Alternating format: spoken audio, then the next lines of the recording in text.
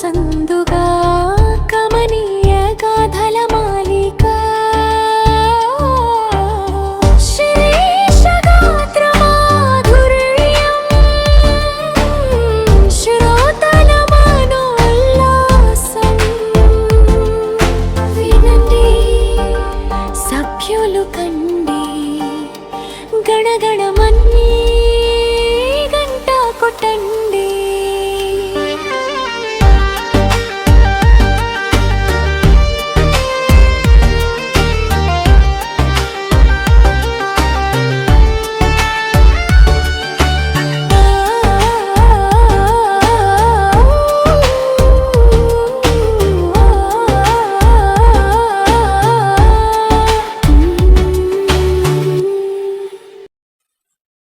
మనసు రచన బివిడి ప్రసాదరావు గారు.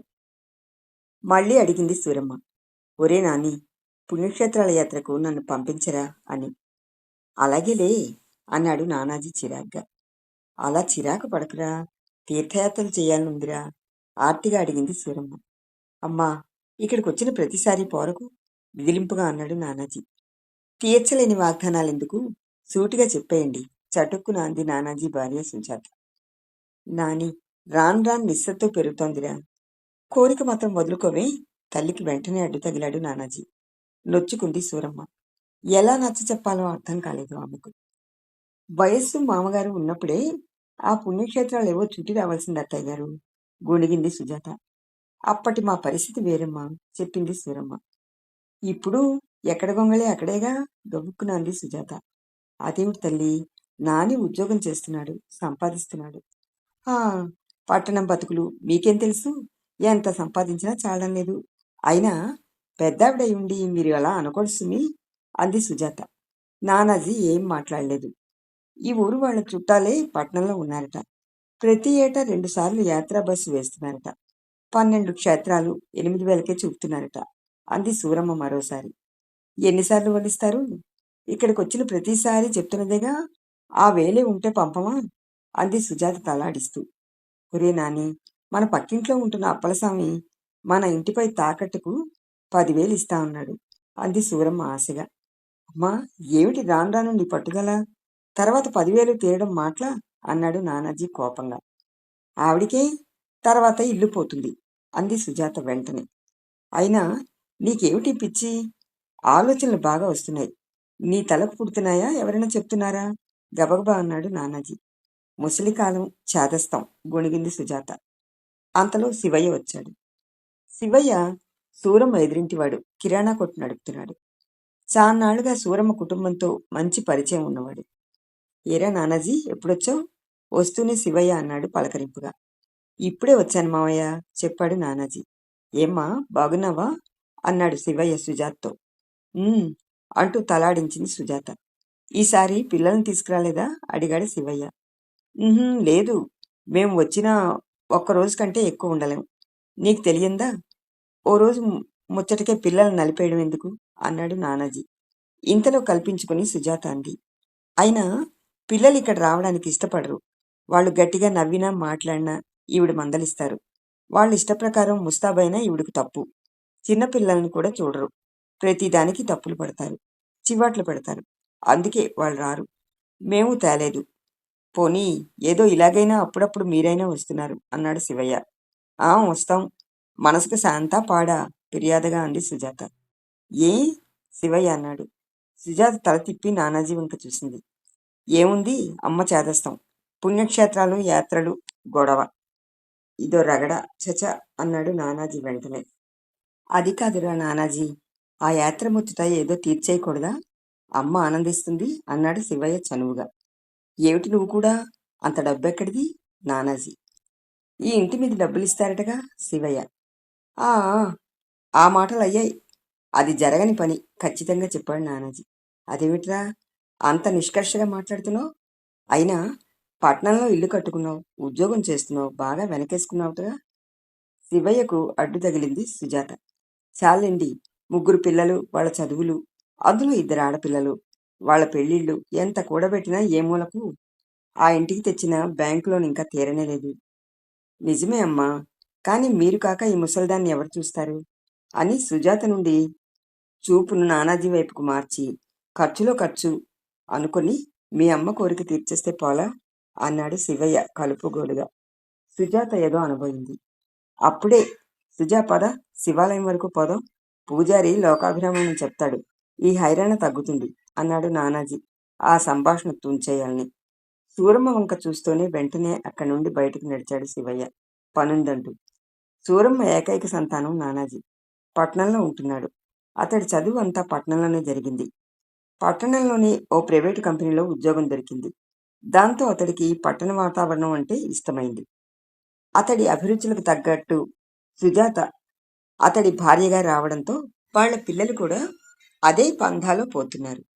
పల్లె మీద అయిష్టతతో నగర జీవితానికి ఒకంత విచ్చలవిడితనానికి వాళ్ళు అలవాటు పడ్డారు. మొదటి నుండి పల్లె వాతావరణంలో కలుపుగోలుగా ఉన్న సూరమ్మ నానాజీ కుటుంబంలో ఇమడలేక ఈ పల్లెటూరులోనే కాలం గడిపేస్తోంది. సూరమ్మ మొగుడు పొలం పనులు చేసుకుంటూ సంసారం నెట్టుకుంటూ వచ్చాడు తను ఉన్నంత వరకు. మొగుడు ఉన్నప్పుడు అతడికి చేదోడుగా సూరమ్మ ఇంటి వద్దే పచ్చళ్ళు, అప్పడాలు, వడియాలు, జంతికలు, చెగోడీలు లాంటివి చేసి అమ్మేది. మొగుడు పోయిన తర్వాత మదుపులు పెట్టలేక తమ సంపాదనగా మిగిలిన మిద్దింటిలో ఉంటూ మంచితనంతో బ్రతుకు వెళ్లదీస్తోంది. శివయ్య ఇచ్చిన పెట్టుబడితో అతడి కిరాణా కొట్టుకు జంతికలు, చెగోడీలు, పాలకాయలు, సున్నుండలు లాంటివి, పకోడీలు, బూరెలు లాంటి దినవారీ అమ్మకానికి కావలసినవి వండి అందిస్తూ ఉంటుంది.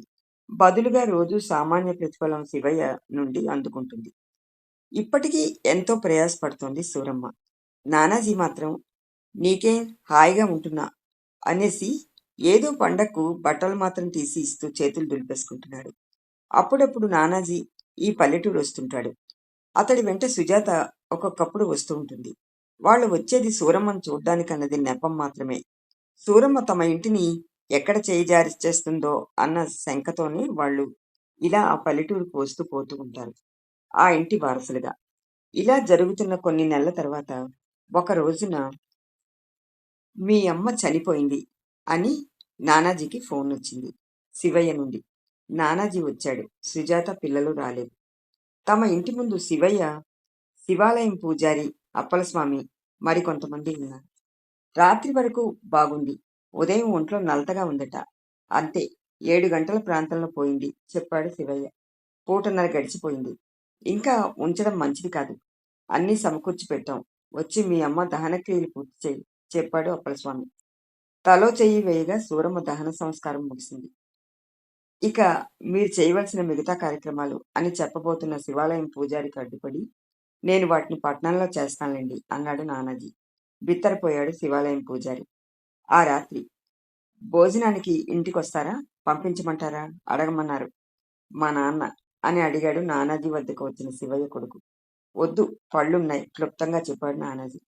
శివయ్య కొడుకు వెళ్ళిపోయిన తర్వాత అప్పలస్వామిని పిలిచాడు నానాజీ. నేను మా ఇంటిని అమ్మేస్తాను, ఆ విషయమే మాట్లాడదాం కూర్చోండి అన్నాడు నానాజీ అప్పలస్వామితో. అప్పలస్వామి కూర్చున్నాడు మౌనంగా. మీరు ఒకనాడు మా ఇంటి మీద 10,000 తాకట్టుకి ఇస్తా ఉన్నారట మా అమ్మతో అన్నాడు నానాజీ. అవును అన్నాడు అప్పలస్వామి. మరి ఇప్పుడు మనం ఒక రేటు అనుకుని మీరే ఈ ఇంటిని కొనుక్కోండి చెప్పాడు నానాజీ. నేనప్పుడు అంత మొత్తం డబ్బు మీ అమ్మ మంచితనం బట్టి, ఆవిడ పుణ్యక్షేత్రాల యాత్రకు పడ్డ ఆరాటం బట్టి ఇస్తున్నాను. కానీ నిజానికి ఈ చిన్న మిద్దింటికి ఆ విలువ లేదు. నాకు అనవసరం, నాకు అవసరము లేదు అన్నాడు అప్పలస్వామి. నానాజీ ఏదో అనబోతుండగా అడ్డుపడి, చూడు బాబు, మీ అమ్మ తీర్థయాత్రలకు పట్టుపట్టింది పుణ్యం మూట కట్టుకుపోవడానికి కాదయ్యా. నీ అభివృద్ధికి ఆవిడ మొక్కులు మొక్కుకుందట. వాటిని తీర్చుకోవడానికి ఆవిడ ఆరాటపడింది. అబ్బే, నువ్వు సాగనిచ్చావా?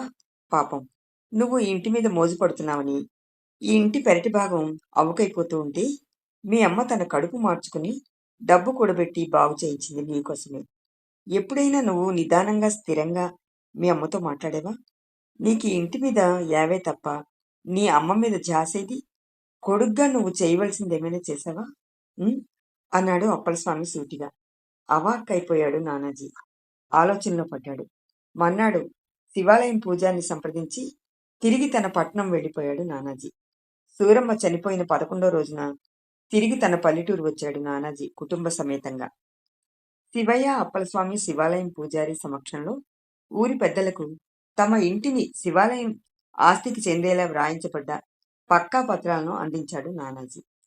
అలాగే 25,000 రూపాయలు బ్యాంకులో శాశ్వత జమగా ఉంచానని, ప్రతి ఏటా వచ్చిన దాని వడ్డీని ఇంటి పరిరక్షణ కొరకు వాడుకునేలా గ్రామ పంచాయతీ చూసుకోవాలని కోరుతూ వాటికి సంబంధించిన పత్రాలను కూడా వాళ్ళకిచ్చాడు. తమ ఇంటిని సూరమ్మ కుటీరంగా గుర్తించి సత్కార్యక్రమాలకు వినియోగించబడేలా చూడమని వాళ్ళను అర్థించాడు.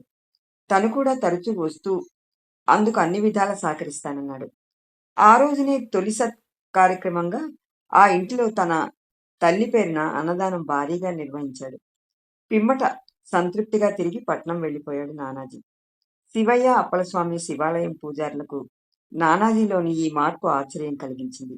నానాజీ ఇంత చేసినా అప్పలస్వామి మనసుకు మాత్రం సూరమ్మ మనసుకు తృప్తి కలిగిందా, ఆమె ఆత్మ శాంతించిందా అని అనుమానం.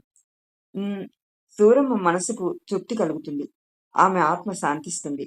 ఎంతైనా ఆమెది తల్లి మనసు కదా. సమాప్తం.